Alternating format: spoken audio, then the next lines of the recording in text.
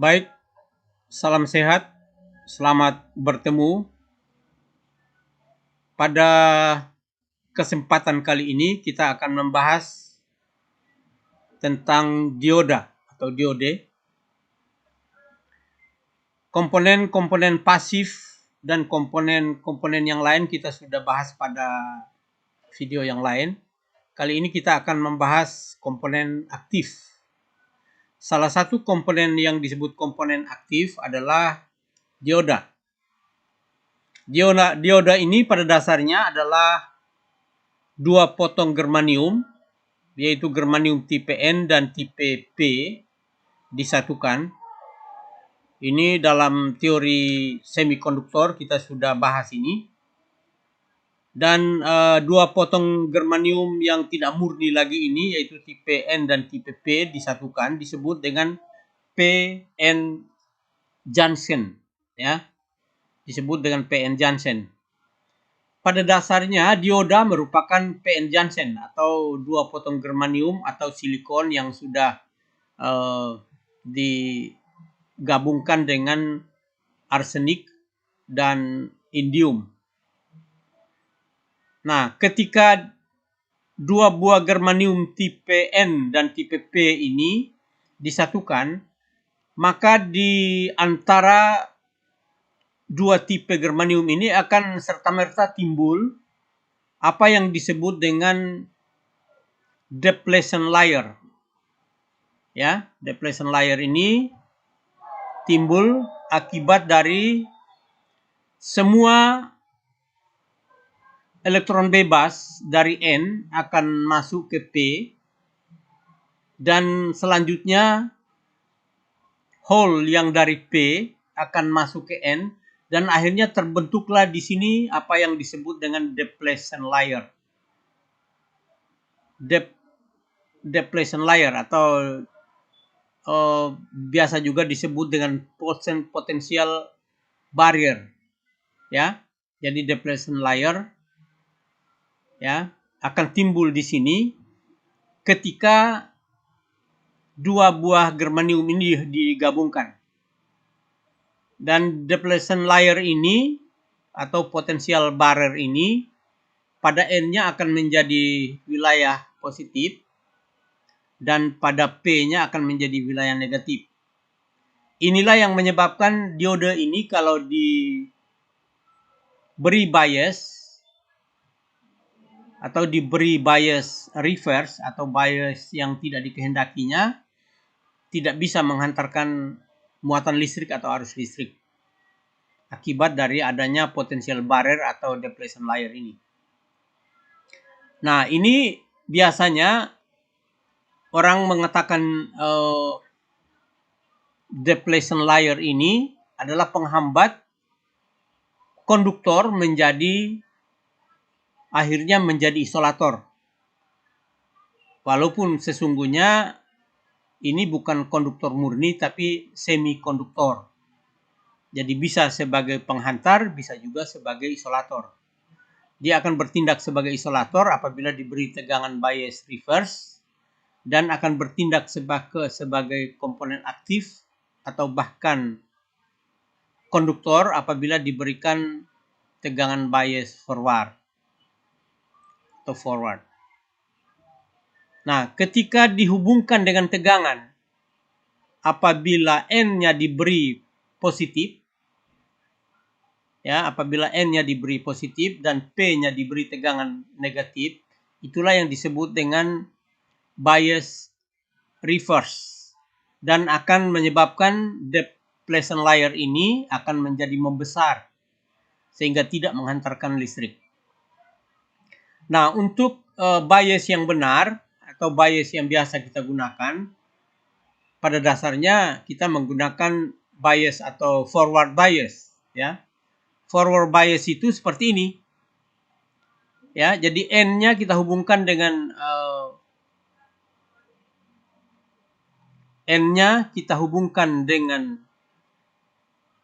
N atau katodanya kita hubungkan dengan sumber tegangan DC negatif dan P-nya atau anodanya dihubungkan dengan sumber tegangan positif. Nah, dari sini, dari pemberian bias forward ini, kita dapat mengukur, baik dari mengukur karakteristik diodanya, baik dioda forward bias atau reverse bias. Nah, bentuk-bentuk dioda yang banyak beredar di pasaran, seperti misalnya seperti ini bentuk-bentuk dioda, ya, ada dioda silikon seperti ini, namanya dioda silikon. Simbolnya, ya, katodanya ada pada ujung yang bercincin perak ini, itu artinya katoda. Kemudian anodanya ada di ujung sebelahnya, karena dioda ini, kalau dioda yang tidak dihubungkan atau tidak diparalelkan, hanya dua kakinya, dua terminalnya, yaitu anoda dan katoda.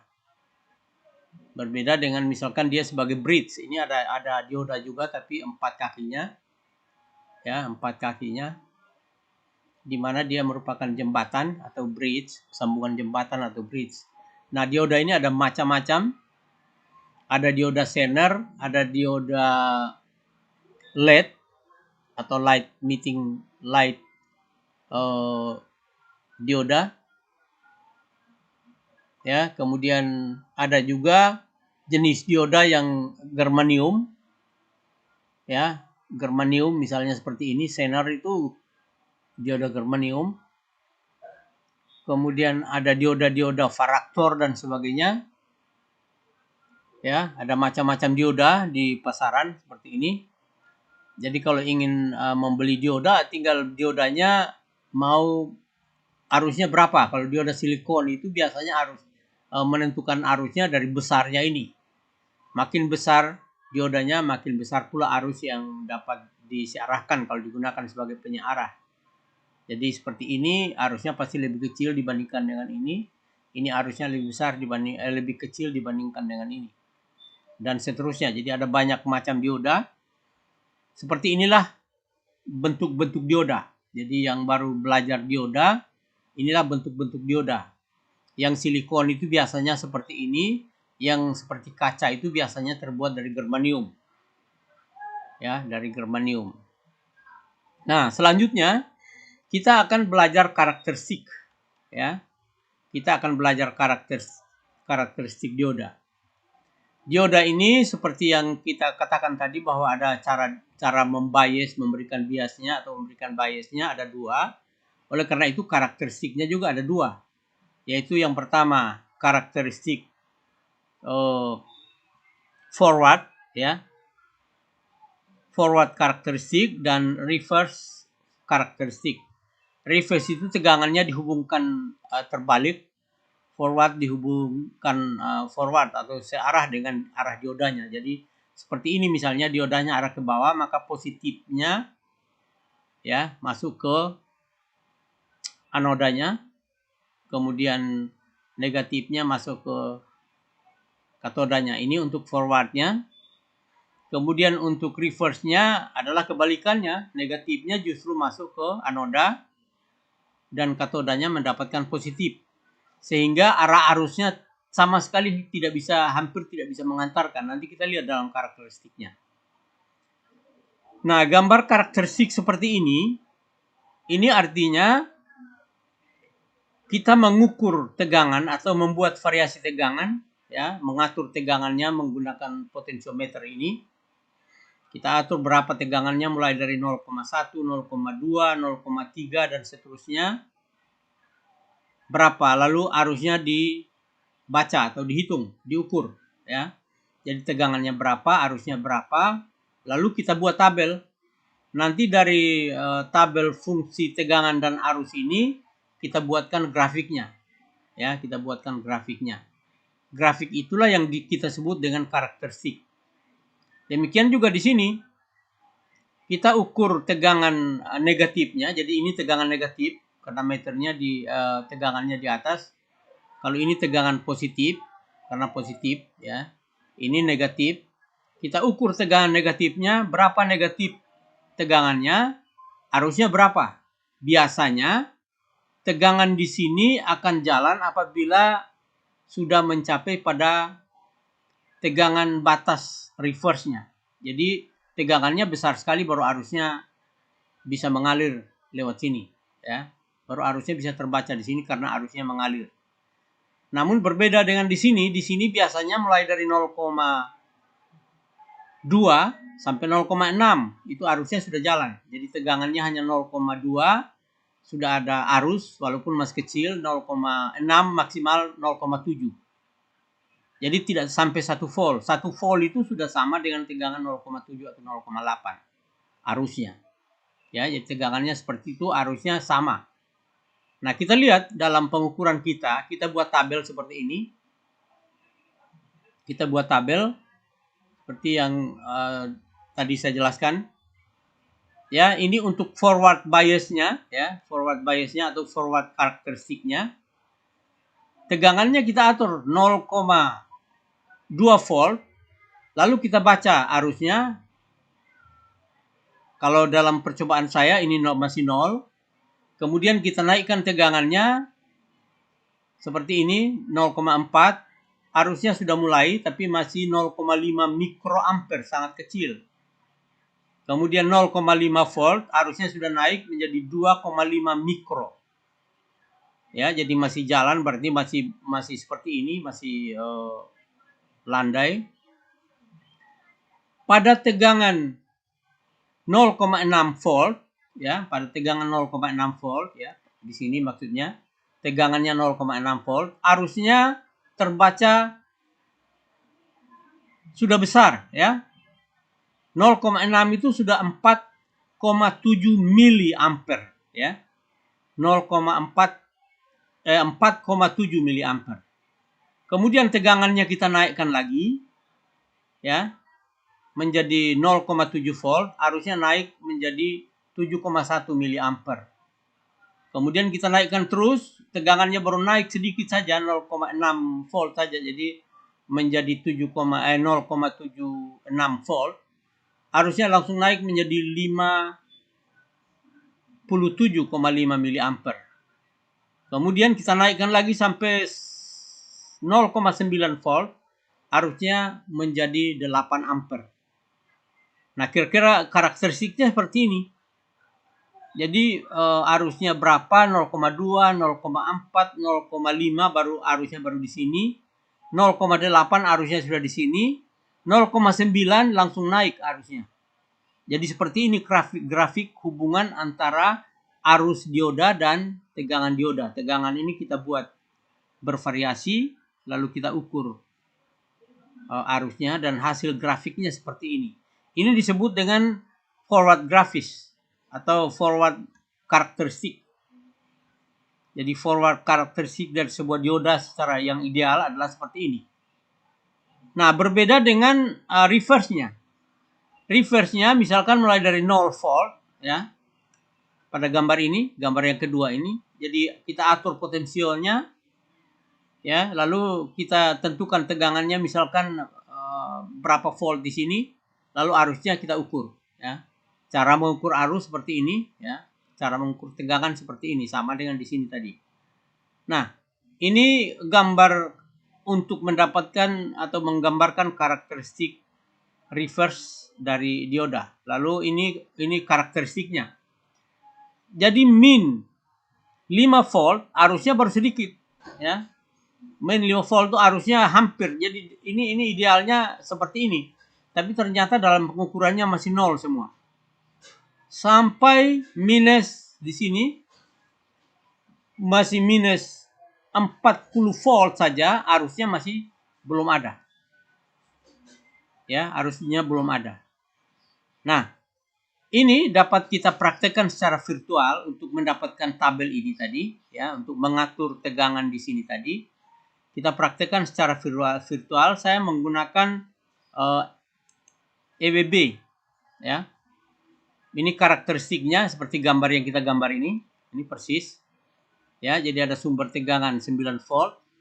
Kemudian ada potensiometer untuk mengatur tahanannya untuk mendapatkan tegangan berapa sesuai dengan tabel. Lalu arusnya kita ukur. Ya. Ini seperti ini. Jadi contoh misalnya seperti ini. pada saat tegangan saya hidupkan, saya on-kan ini. Ya. Pada saat tegangannya 0,4 ya. 0,4 milivolt ya, 0,4 ya, 0,4 volt maksudnya, atau 360 milivolt atau 0,4 lah ya, 0,36 volt, arusnya masih sekitar 0,011 mikroampere ya. Ya, kita lihat di tabel. Kita lihat di tabel ini ya. Jadi sudah 0,4 jadi 0,05 kalau di sini tadinya ya. Ya, tergantung pengaturannya. Jadi 0,4 ini karena 0,3 ini masih kurang sebenarnya. Lalu kita naikkan lagi misalnya ke itu misalnya tegangannya seperti ini 0,7, arusnya sudah 1,7 ya, 0,7. Ini masih 1,7 karena ini 0,69. Belum sampai di 0,7 ya, 0,69 masih di sini. Jadi 4 ya. 4 ya, 0,6 itu 4,7 milivolt ya, 1,7 miliampere ya. 1,7 miliampere pada tegangan 0,66 atau 0,67 volt. 0,66 atau 0,67 volt, arusnya baru seperti ini. Jadi hampir sama walaupun ini berbeda. Kemudian kita naikkan lagi, kita coba misalnya kita naikkan lagi. Kita naikkan lagi misalnya seperti ini. Lalu kita hidupkan. Ini 0,68, arusnya sudah besar. Jadi masih 0,6 ya, masih 0,6. Ya, belum sampai 0,7. Tapi arusnya sudah 3, sekian, masih 0,6. Ini 4,7, ini 3,7. Kita naikkan lagi misalnya. Ya, naikkan potensinya, airport-nya menjadi tegangannya sebesar ini ya. 0,697, arusnya sudah 5 ya, masih 0,6 ya. Arusnya sudah 5,12 ya, 5,12 atau 5,118 miliampere. Jadi masih di sini. Berarti kalau kita gambarkan grafik karakteristiknya hampir sama dengan yang ideal yang ada pada rangkaian ini tadi ya. Hampir sama ya. Jadi forwardnya seperti ini hampir sama. Jadi masih 0,6 saja dia sudah naik panjang sekali. Jadi masih lingkaran seperti ini. Ternyata dalam praktek virtual yang kita lakukan melalui ini hampir terpenuhi ya karakteristik forwardnya daripada dioda ini. Dan ini secara idealnya seperti itu. Kita lanjut misalkan yang reverse-nya ya. Yang reverse-nya kita lihat ada yang saya sudah buat juga. Karakteristik dioda reverse. Ya, ini.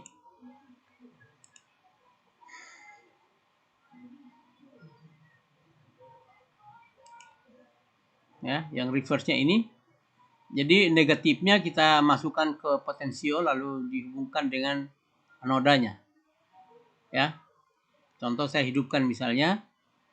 Jadi minus 74 volt saja arusnya masih kecil. Arusnya belum ada malah. Ya. Jadi kalau misalkan ini saya turunkan saja atau saya naikkan lagi, kalau naik sampai arusnya langsung tak terhingga berarti diodanya putus. Diodanya putus. Tapi kita kan tidak menghendaki komponen kita rusak sehingga kita masih bermain pada tegangan yang aman.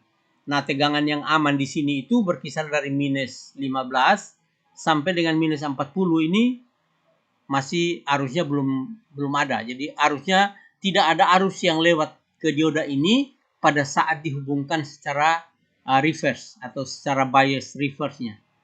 Bias reverse-nya yaitu negatifnya dimasukkan ke anoda dan seterusnya. Sehingga ini biasanya rangkaian seperti ini biasanya dipakai untuk sebagai pembatas tegangan, ya, atau dipakai sebagai senar. Senar dioda juga seperti itu cara menghubungkannya. Nah, kira-kira seperti ini untuk karakteristik dioda. Jadi sudah ada gambaran. Jadi karakteristik dioda itu ada forwardnya yang biasa kita pakai untuk penyearah, reverse-nya kita pakai untuk senar dioda dan sebagainya. Jadi ada dua-duanya memiliki fungsi. Kalau senar dioda yang membatasi tegangan misalkan 9 volt, pada saat 9 volt dia akan putus atau akan tersambung. Nah, ini tadi sudah sampai 75 volt saja belum. Jadi masih tegangannya di sini masih aman. Kalau sudah putus, sudah hubung singkat berarti dia langsung arusnya naik. Beda dengan ini.